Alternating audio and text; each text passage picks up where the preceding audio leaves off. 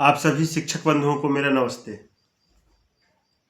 जैसा कि अभी हम जान रहे हैं कि एजुकेशन पोर्टल 3.0 में आपकी सर्विस बुक अपडेट हो रही है।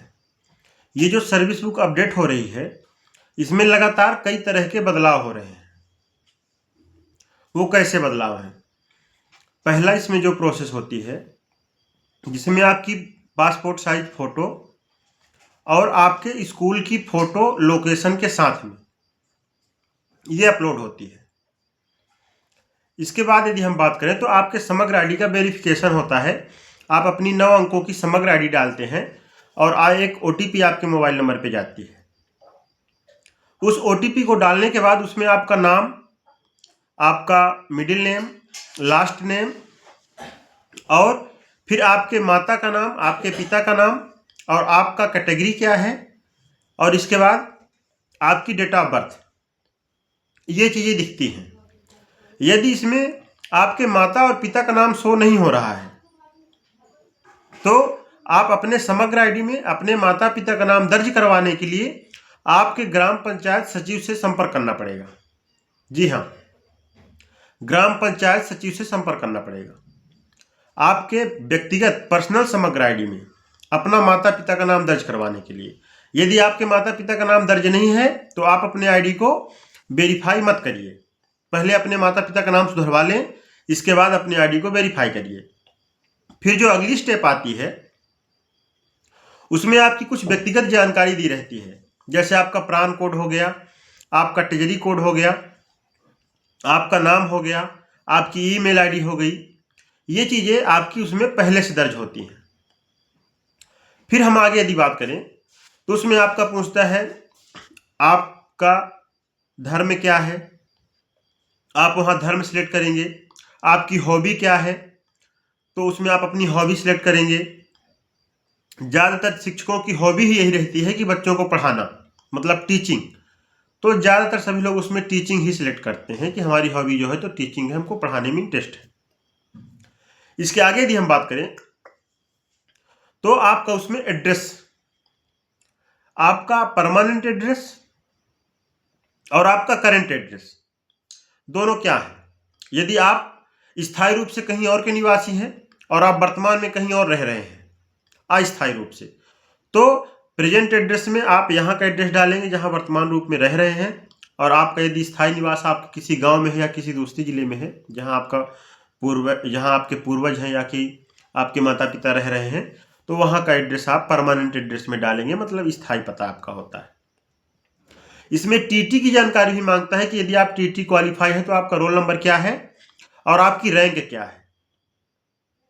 तो यदि हम टीटी की बात करें तो जो टीटी होता है, टीचर एलिजिबिलिटी टेस्ट, वो अभी अब होना शुरू हो गए हैं 2018 के बाद।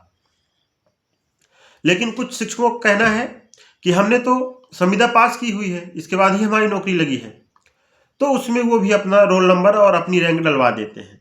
ये अनिवार्य फील्ड नहीं है, यदि आपके पास है तो आप डाल सकते हैं, नहीं है तो आपको नहीं डालना है। फिर इसके आगे आप क्या आते हैं कि आपके वारिस कौन कौन से हैं। जैसे यदि आप एक पुरुष शिक्षक हैं तो उसमें आपकी जो पत्नी है उनका नाम और डेट ऑफ बर्थ, और जो आपके बच्चे हैं आपके बच्चों का नाम और डेट ऑफ बर्थ, उसमें आपकी इतनी जानकारी ली जा रही है।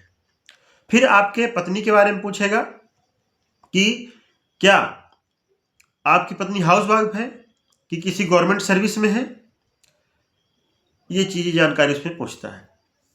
और जो शिक्षक शादी नहीं किए हैं वो तो अनमैरिड ही रहेंगे, लेकिन जो शादी कर लिए हैं और वर्तमान में उनकी संगिनी मतलब धर्म पत्नी जीवित नहीं है, तो उसमें एक ऑप्शन आता है विधुर अब्लिक विडो। तो जो महिलाएं हैं उनके पति नहीं है तो वो विडू अब्लिक विडो है, और जो पुरुष हैं उनकी महिला नहीं है तो वो विधुर कहलाते हैं।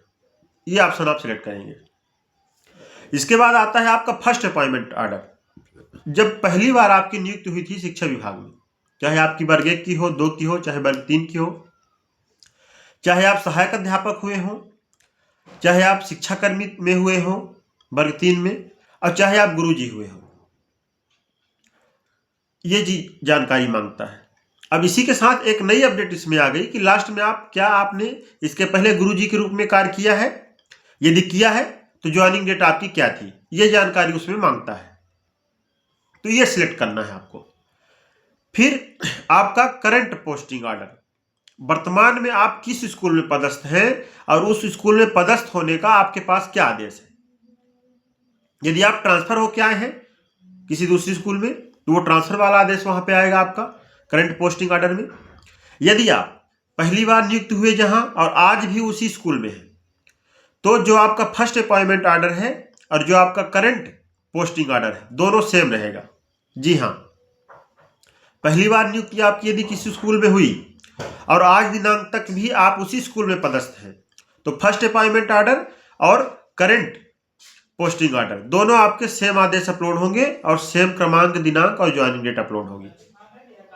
लेकिन यदि आप नियुक्त किसी दूसरे स्कूल में हुए थे और फिर ट्रांसफर होके या कि प्रमोशन होके किसी दूसरे स्कूल में गए हैं और वर्तमान में आप किसी दूसरी स्कूल में पदस्थ हैं तो वहां पे उस स्कूल में जो पदस्थापना आपकी हुई है, चाहे वो ट्रांसफर से हुई हो, चाहे प्रमोशन से हुई हो, चाहे उच्च पद प्रभार से हुई हो, तो वो वाला आदेश आपको वहां पे लगाना है।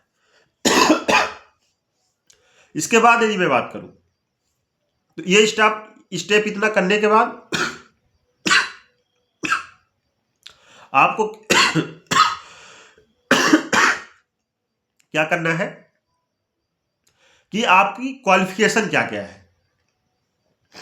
10वीं 12वीं बीए, बीएससी, बीकॉम, या कि जिसका बीए है उसका एमए रहता है, जिसका बीएससी है उसका एमएससी रहता है और जिसका बीकॉम रहता है उसका एमकॉम रहता है। मतलब जो भी क्वालिफिकेशन है आपकी, उन क्वालिफिकेशन की अंकसूची की पीडीएफ स्कैन होके आपकी लोड होगी। आपने किस सत्र में पास किया, किस बोर्ड से पास किया, आपका परसेंटेज कितना है और क्या आपने ये जो क्वालिफिकेशन अर्जित की या कि जो आपने पढ़ाई की तो आपने अपने नियुक्ति के पहले पढ़ाई की कि नियुक्ति होने के बाद पढ़ाई की। और यदि आपने नियुक्त होने के बाद पढ़ाई की है तो आपका अनुमति, जो आप जिला शिक्षा अधिकारी के यहाँ से अनुमति प्रमाण पत्र लेते हैं परीक्षा देने के लिए, वो अनुमति आपके रिजल्ट के साथ में, अनुमति और आपका रिजल्ट दोनों एक साथ में पीडीएफ बना के स्कैन करके अपलोड करना है। वहां ऑप्शन में आपको मांगता है, स्पष्ट रूप से नोट भी लिखा हुआ है कि यदि आपने ज्वाइनिंग के बाद कोई अर्हता अर्जित की है तो अनुमति भी साथ में अपलोड करें। और कुछ ऐसे भी शिक्षक हैं जो 11वीं बोर्ड हुआ करती थी तो उनके लिए भी अलग से ऑप्शन दिया हुआ है, वो डायरेक्ट 11वीं की अनुसूची अपनी लोड कर दें, फिर कॉलेज की, फिर अपना पीजी की और अपना डीएड बीएड जो भी है उसको आप स्कैन करवा के लोड करवाएंगे। ये स्टेप होने के बाद आपके ऑर्डर्स आते हैं कि आपके नाम से अभी तक में कितने आदेश हुए। आपका प्रथम नियुक्ति दिनांक, प्रथम नियुक्ति आदेश जो हुआ, फिर आपका अध्यापक संवर्ग में संविलियन कब हुआ, फिर आप अध्यापक संवर्ग में न्यू कैडर में कब सम्मिलियन हुए। 2018 में जो आदेश हुआ आप लोगों का कि 2019 में आदेश हुआ और 2018 से नियुक्ति मानी गई है। तो अभी तक क्या था कि ये जो सम्मिलियन आदेश हुए हैं तो लास्ट में जब आदेश अपलोड होते थे तो वहां पे ये नहीं मांगता था कि आपकी नियुक्ति कब की है, वहां सिर्फ ये मांगता था कि ये आदेश कब हुआ है। लेकिन अभी जो आज पोर्टल अपडेट हुआ है उसमें ये भी आने लगा है कि आपका आदेश कब हुआ और आपकी ज्वाइनिंग कब से है। लेकिन हमारे पास सबसे बड़ी समस्या ये है अभी वर्तमान में कि आदेश तो हमारा, जैसे मान लीजिए कि कोई आदेश आपका 2019 में हुआ, लेकिन उस आदेश में आपकी स्पष्ट रूप से लिखा है कि यह आपकी यह जो नियुक्ति है प्राथमिक शिक्षक की वह 1 जनवरी 2018 से मानी जाएगी। तो अब जब हम ऑर्डर वहां पे डालते हैं 2019 डेट का आदेश दिनांक और नियुक्ति 2018 से डाल रहे हैं तो वो आपका वहां पे पोर्टल एक्सेप्ट नहीं कर रहा है। जी हाँ, ये अभी स्थिति वर्तमान में बनी हुई है। लेकिन अभी तक जिन भी शिक्षकों ने अपडेट किया है तो जिस दिन आदेश हुआ उसी दिन की नियुक्ति दिनांक भी डाल के उन्होंने अपना अपडेट कर दिया है। और इसके साथ ही आपका उच्च पद प्रभार, आपका कोई ट्रांसफर हुआ है वो आदेश, आपका प्रमोशन हुआ है वो आदेश, ये आदेश आपके अपलोड हो रहे हैं लास्ट में। जितने भी आदेश आपके हुए हैं, चाहे वो सम्मिलियन का हुआ हो, चाहे आपके उच्च पद प्रभार का हो, चाहे आपके प्रमोशन का हो, चाहे आपके न्यू कैडर में सम्मिलियन हुए हो, और साथ में फर्स्ट अपॉइंटमेंट ऑर्डर भी आपका स्कैन होकर अपलोड होगा।